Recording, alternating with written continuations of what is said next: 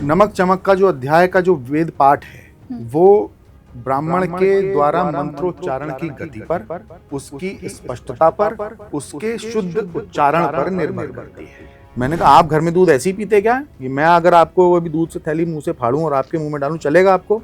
6 महीने से ऊपर की गर्भवती महिला शिवलिंग को स्पर्श न करे। शक्ति स्वरूपा वहां जो मेरी माँ बैठी है, उस माँ को भी तो श्रृंगार करते हैं ना, उस माँ का भी तो श्रृंगार होता है।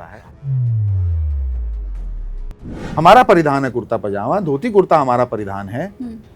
हम क्यों जींस टी शर्ट पहन के जा रहे हैं? हमारे परिधान तो नहीं है। हमारे धर्म में लोगों का भक्ति से भाव हटे और दूसरे धर्म के प्रति लोगों का भाव बढ़े।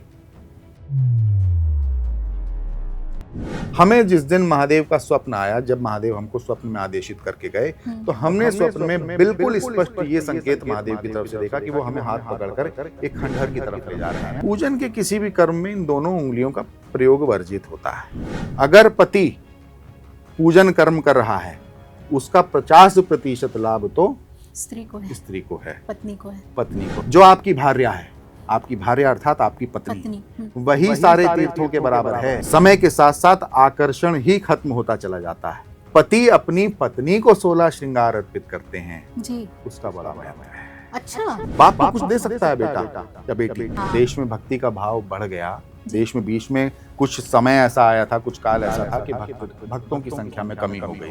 देश का राजा भी भक्त है। जब देश का राजा भक्त होगा तो प्रजा स्वतः भक्त हो ही जाएगी। साधना में बैठे हुए प्रतिमा को अपने घर में स्थापित नहीं करना चाहिए। अगर पहले से शिवलिंग स्थापित है तो मैं क्रमबद्ध तरीके से पूजन की विधि बताता हूँ। महादेव ने मन में आपके ये भाव जागृत किया है कि घर में महादेव को बिठाया जाए, उनका स्थापन किया जाए। महाशिवरात्रि का जो पावन दिन है, ये सर्वश्रेष्ठ दिन माना जाता है। बहुत सारे लोगों ने कहा कि महादेव भांग पीते हैं तो हम भी भांग पी लें।